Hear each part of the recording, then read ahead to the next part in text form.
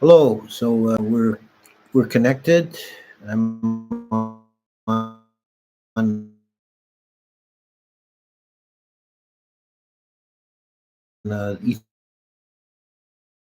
Ethernet. So hopefully that's already jerky.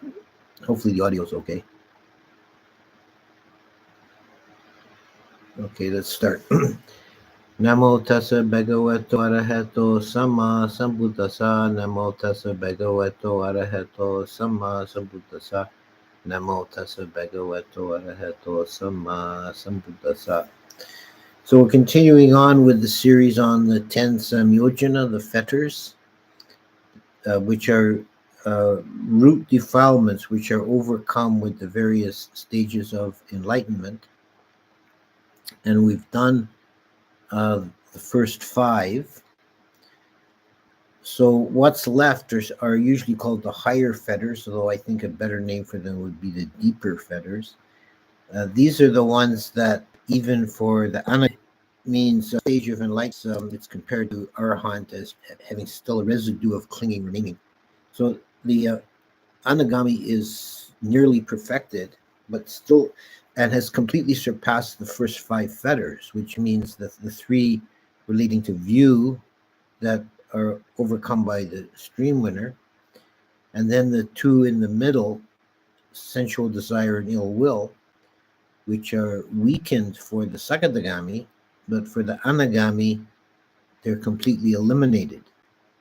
So the Anagami is completely free of sensual desire and ill will. Those no longer occur in an Anagami's stream of consciousness.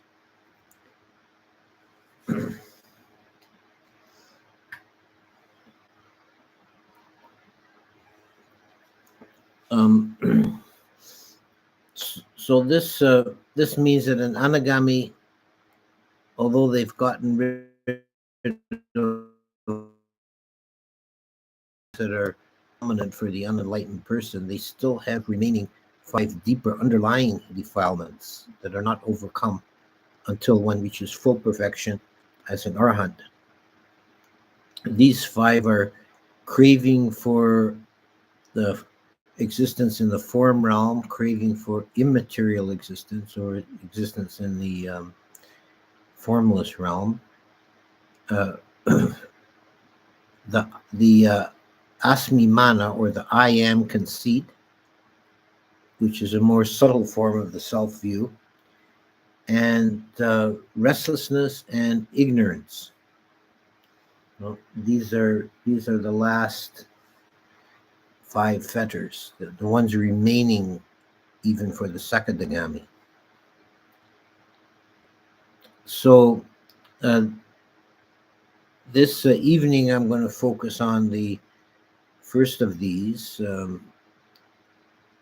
the craving for existence in the form realm,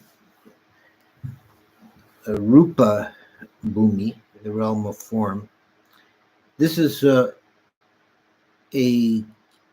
variant of the defilement of bhava tanha, the desire for existence. So the anagami still has the desire for existence, but he has refined his consciousness enough that there's no longer any sensual desire. So without sensual desire, there's no motive energy. When a anagami dies, there's no impulse to be reborn in the sense desire realm, so that it's impossible for them to come to birth in either the human or the Dewa realm. They end up being reborn in the Sudhavasa, the Pure Abodes, which are classed as part of the Rupa Bhumi, or the realm of form. It's called that to contrast it with the Arupa Bhumi, which we'll talk about next week, the formless realm. So there's the realm of form and the formless realm. The Rupa Bhumi includes the Brahma gods and a couple of other kind of niche existences. The realm of the imperceptient beings, or the unconscious beings, beings that are having practiced a yoga that suppresses consciousness. They're reborn in an unconscious state and remain that way for a very long period of time.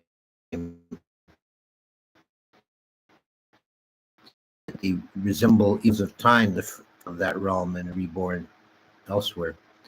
And the Sudawasa, which we're mostly concerned with here, is classed as part of that.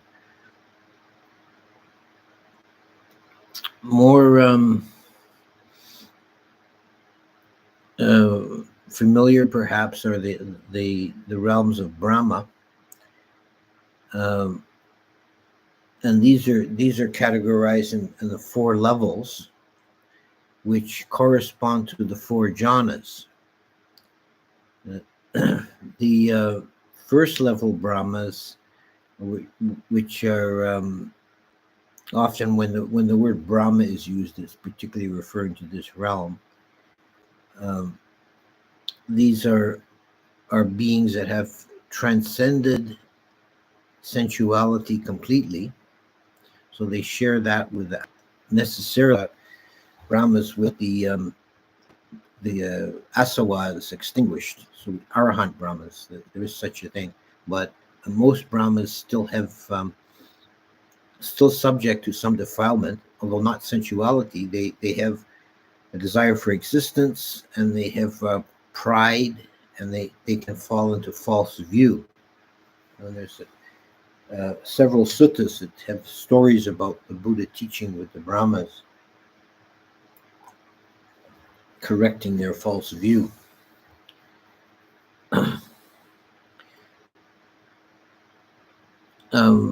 In all the literature, whenever we encounter Brahmas in stories, in the canon or the commentaries, it's always these first level Brahmas.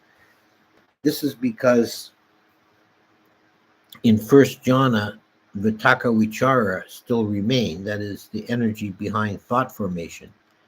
So these Brahmas of this level are still active to some degree. They're active in the world. They can interact with devas or humans.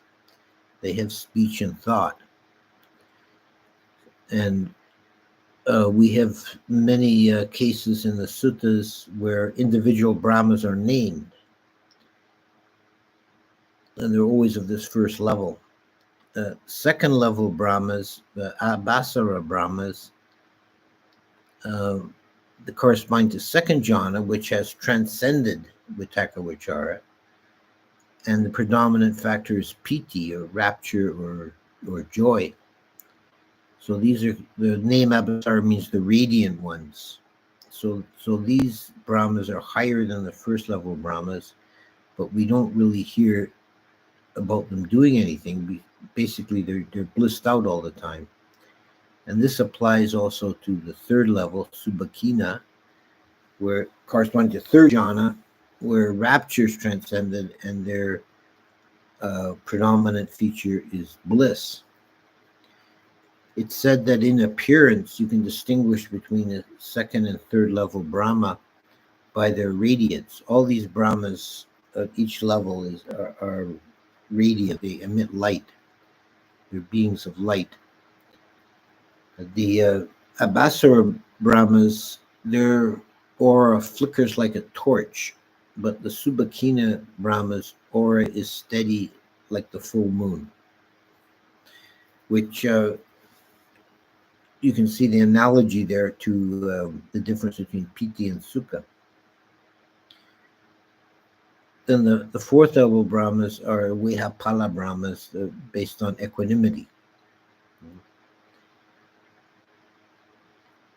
The Anagamis, however, these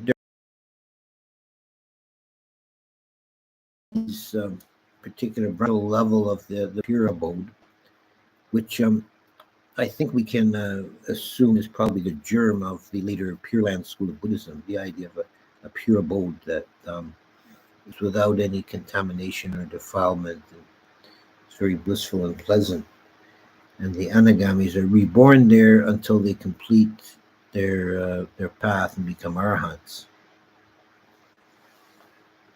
So they still they're still subject to that rebirth, but it's a one-way ticket. That's what they call anagami, non-returner. They don't come back. They may have more than one life in the pure abodes. There are 5 levels in the pure abodes, and it's said that the anagami can be reborn from one into the other, but always in an upward direction. So it's a one-way passage. They never return to a lower existence.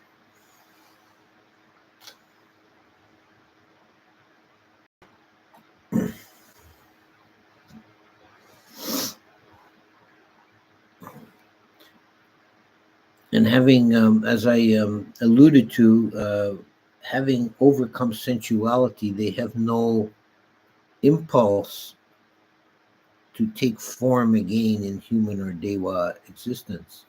It's not possible. There's no, the energy that would cause such a rebirth is extinguished.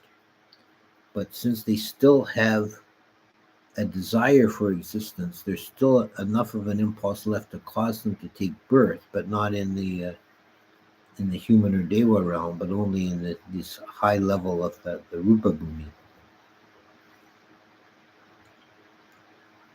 Now, this craving for existence in general is a deeper defilement than sensuality. At our level of existence as human beings, unless we're already at the stage of anagami, the defilement of sensuality or sense desire seems to be prominent. It's the noisiest one, let's say, but it's superficial relative to the underlying desire for existence, bhava tanha. And this also, bhava tanha also has the negative side, vibhava tanha, the desire for non-existence. But this doesn't apply to the anagami. It's a negative defilement that has to do with ill will. It's an underlying factor for ill will. But bhava tanha remains in the form of desire for immaterial existence to the anagami.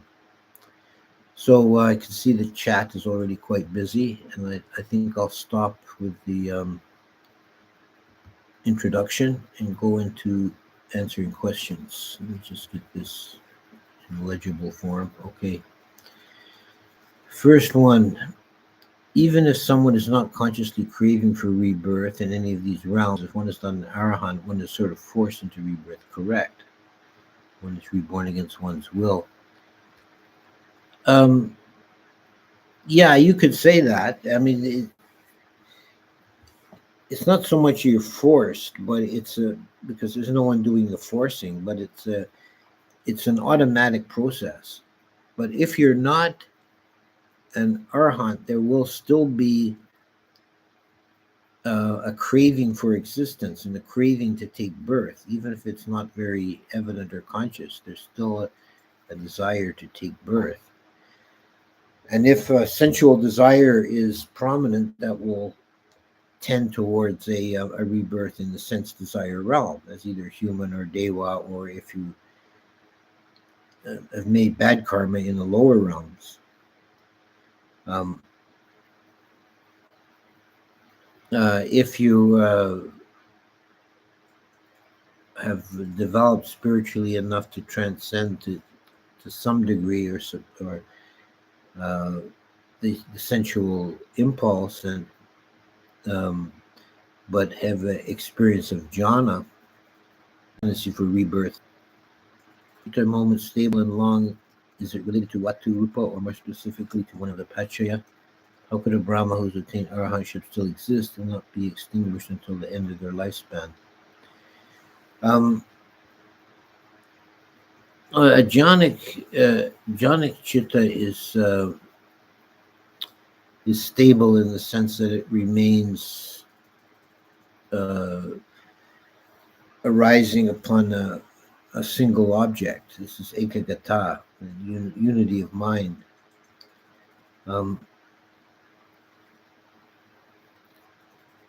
It's it's a factor of the quality of samadhi, the sankhara of samadhi. An arahant who's attained arahantship, or a Brahma who's attained arahantship, still exists. We do have mention of that in the suttas. There's a couple of mentions of the way it's phrased is a Brahma with the asawas extinguished, kina asawa. So that, I think, it's just like a human being. A human being attain arahantship and still continue on in physical existence until their death. I think that the same with the Brahma. They just continue on in their existence until their time runs out. How can craving cause craving endlessly? Is this not a causal paradox? I don't see how it's. I don't see how it's any kind of a logical problem. Craving, if a person is not enlightened, then craving will arise in each moment for an object. It's just a natural impulse. I wouldn't say it's so much a craving causes craving, but this craving is arising in the stream of dependent origination from sense contact and from feeling. It's just a natural, automatic process.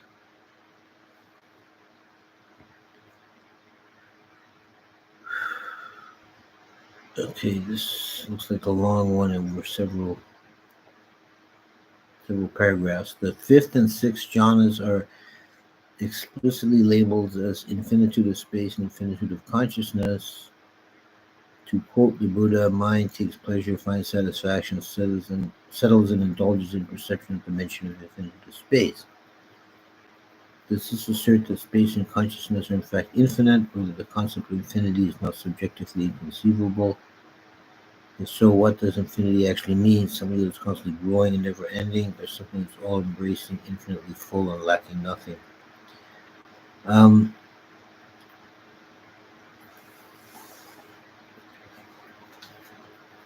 The actual phrase in the Pali is apamana, boundless. I don't think that by referring to these fifth and sixth jhanas, the first two formless jhanas, I don't think there's necessarily any metaphysical assumption made about the actual infinity of space or consciousness, but that one perceives these either space or consciousness as without bounds, so without a boundary or a limit.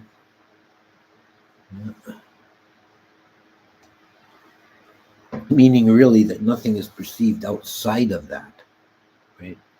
So boundless space is just empty space. And I suppose there's some implication of infinity, but that's not the point that's really emphasized. As for infinity of consciousness,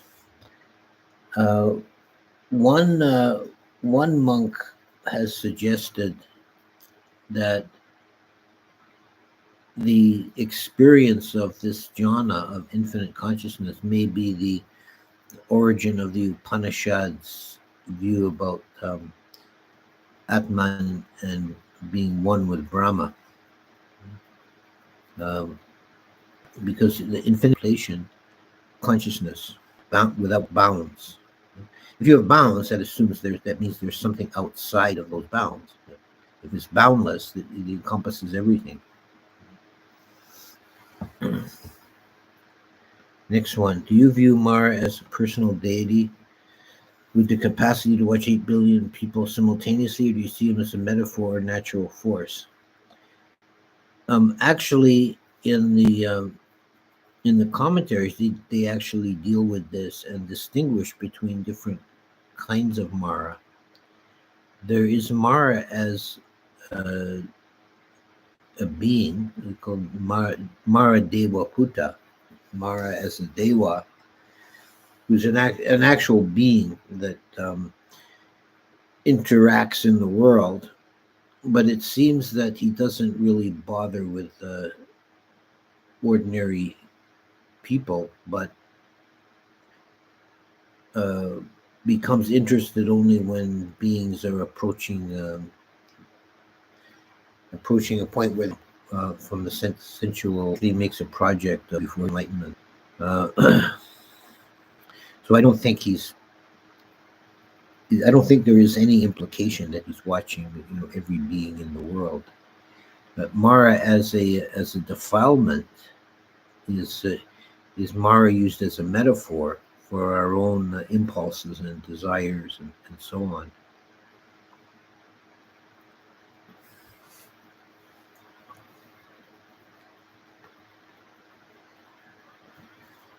Could Ajahn elaborate about the brokenness of dukkha as a characteristic in samsara after manifestation? Now, this questioner is quoting from some of my previous talks. I think the way I like to try and explain the dukkha, the essence of the meaning of dukkha as a brokenness or incompleteness. The idea is that look at the emptiness conceived as a blank annihilation kind of idea, but as non-manifestation. So it's void of any particularity, but it has an infinite potential. Because nothing is manifest, anything is possible. But once something becomes manifest, whether it's a being or an object or a force, it's no longer complete, it's no longer perfect, it's only like a fragment. So it's a broken bit, and it can never be perfect, and it can never persist. So the very fact of existence or manifestation implies a kind of brokenness, an imperfection. Next question. Beyond sila and overcoming the hindrance, what are the best places for obtaining first jhana? Please. Also, when is total seclusion necessary to complete silence or deep studying in a library, for example? Well, there's for experiencing jhana, there's certainly the external conditions